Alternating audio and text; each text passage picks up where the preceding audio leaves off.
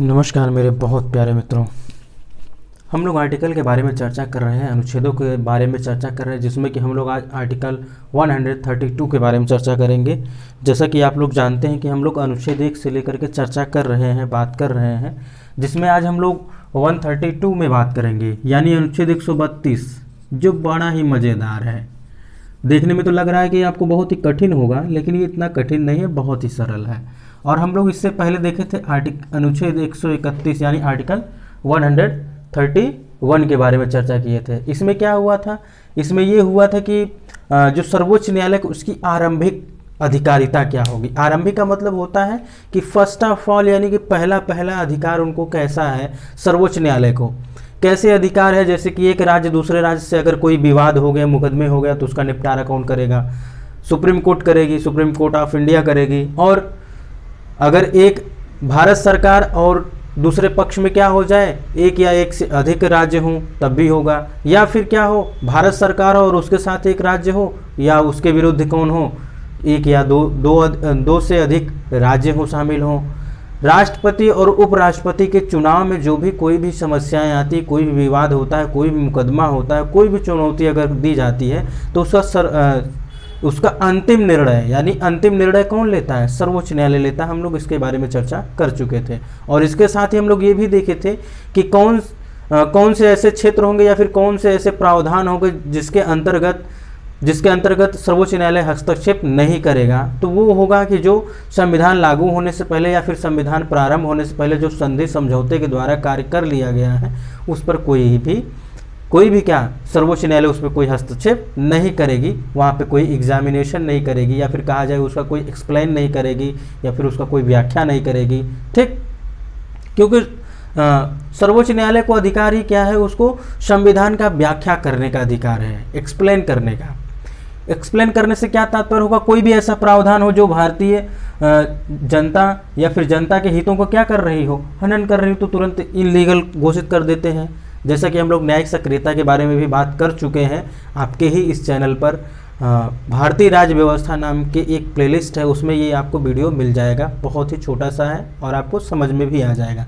न्यायिक सक्रियता, अब हम लोग अनुच्छेदों के क्रम में बात करें तो इसमें हम लोगों को मिल सकता है, आगे मिलेगा भी, न्यायिक पुनरावलोकन क्या होता है, हम लोग इसके बारे में भी चर्चा करेंगे। फिलहाल आज हम लोग देखते हैं क्या है इसमें, क्या है। कुछ मामलों में उच्च न्यायालयों से उच्चतम न्यायालय में अपीली अधिकारिता, ये क्या होता है? लग तो रहा होगा बहुत ही कठिन, अभी देखिएगा। उच्चतम न्यायालय द्वारा भारत के राज्य क्षेत्र के किसी भी उच्च न्यायालय के द्वारा दिए गए सिविल से क्या तात्पर्य होता है? दीवानी। अब आप लोग कहेंगे ये कैसा मामला होता है? दीवानी मामला है। देखिए, दो ही मामले होते हैं केस के, एक तो होता है दीवानी और एक होता है फौजदारी। क्या होता है? फौजदारी। सिविल, दांडिक या अन्य किसी भी निर्णय की अपील उच्चतम न्यायालय में की जा सकती है। दीवानी से तात्पर्य होता है ये राजस्व से संबंधित हो। किससे संबंधित हो? राजस्व से संबंधित हो, संपत्ति से संबंधित हो। फौजदारी से तात्पर्य ये होता है कि जहाँ पे क्या हो, लड़ाई वड़ाई हुआ हो, फाइटिंग हुआ हो, ठीक, उसे बोलते हैं फौजदारी। इसका तात्पर्य ये है कि भारत के किसी भी क्षेत्र में किसी राज्य के उच्च न्यायालय में, जिसमें दीवानी मामले से या फिर फौजदारी मामले में अगर कोई निर्णय दिया गया है, जो व्यक्ति को निर्णय दिया गया है, जिस व्यक्ति का क्या किया गया है, निवारण किया गया है, उसको न्याय दिया गया है, अगर वो चाहे इनके निर्णयों से अगर वो क्या है, संतुष्ट नहीं है, तो उच्चतम न्यायालय में जाकर के वो अपील कर सकता है। बात सिर्फ इतनी है। आइए हम लोग एग्जाम्पल के तौर पे समझते हैं। मान लीजिए ये व्यक्ति ए है, ठीक, और ये व्यक्ति बी है, ठीक। ये दोनों क्या कर लिए? लड़ाई कर लिए। क्या कर लिए? लड़ाई कर लिए, किसी बात पे लेकर के, किसी भी बात पे लेकर के। हो सकता है ये किसी ने ड्रंक उरंक किया हो, यही या तो ये इसने किया हो, एक दूसरे को गाली गलौज कर रहे थे, उसी में झगड़ा हो गया, मार हो गया। अब इसने क्या किया? मान लीजिए इस व्यक्ति ने क्या किया, इसने क्या कर दिया, यही जो है दारू पिया था। क्या पिया था? शराब पिया था। अब इसने क्या किया, इसको गाली वाली वगैरह दिया, तो दोनों की लड़ाई हो गई। लड़ाई होने के बाद क्या हुआ कि ये मुकदमा कर दिया। पहले तो इनको जेल में ले गया, फिर उसके बाद इनके विरुद्ध मुकदमा कर दिया कि भाई तुम बहुत ही गलत आदमी हो, ऐसे हो वैसे हो, ठीक, कर दिया। अब बात ये आई कि कि पहले गया मामला लोअर कोर्ट में, लोअर कोर्ट में, ठीक। लोअर कोर्ट से इसने जब कोई डिसीजन हुआ तो ये कहा नहीं नहीं ये बहुत छोटा दंड दिया गया, हम इसको और ज़्यादा दंड दिलाएंगे, तो ले गया मामले को हाई कोर्ट में यानी उच्च न्यायालय में। अब उच्च न्यायालय में लेके गया, उच्च न्यायालय वाले सोचते हैं कि मामला कैसे हो, रफा दफा हो जाए, मामला क्या हो, समझौता के तौर पे सुलझ जाए। तो ये फिर कहते हैं महोदय जो भी है, कहते हैं नहीं नहीं इसको हम सुप्रीम कोर्ट ले जाएंगे, अभी भी इसको दंड सही नहीं मिल रहा है। तो ये क्या कर सकते हैं, ये फौजदारी का केस होगा। यहाँ पर कौन सा केस हुआ, फौजदारी का केस हुआ। फौजदारी का केस में क्या हो रहा है, एक दूसरे से लड़ाई की है, मारपीट की है, तो ये स्थिति आ गई नहीं। अब हम लोग इसी पर मार के बजाय हम लोग दूसरी बात कर लेते हैं। मान लीजिए दोनों भाई हैं, ये दोनों क्या हैं, भाई हैं। संपत्ति को लेकर के इन दोनों के बीच में क्या हो गया, टकराव हो गया। किसके बीच में, संपत्ति को लेकर के, यानी कि दीवानी मामले से। संपत्ति के मामले में ये हो गया कि इसने कहा कि ऐसा ये जो मेरा भाई है ये ज़्यादा जमीन ले लिया है और मुझे कम मिला है, ठीक। तो इनके विरुद्ध क्या कर दिया, इसने केस कर दिया।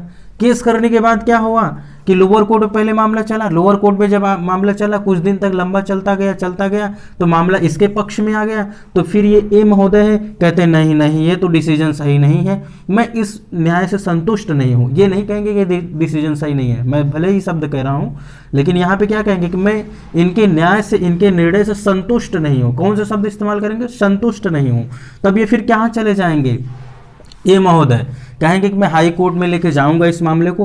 हाई कोर्ट में ले गए, वहां पर भी डिसीजन हुआ, वहां पर भी न्याय दिया गया। तब भी ये क्या कहे नहीं मुझे क्या है, मैं इनके निर्णय से संतुष्ट नहीं हूं, ऐसे शब्दों का इस्तेमाल करेंगे। डायरेक्टली ये नहीं कहेंगे नहीं नहीं आप तो बहुत बहुत गलत जो है निर्णय दिए, ऐसा नहीं कहेंगे। अगर ऐसा कहेंगे तो ये कोर्ट की अवमानना हो जाएगी, न्यायालय की अवमानना हो जाएगी, इसलिए नहीं कहेंगे।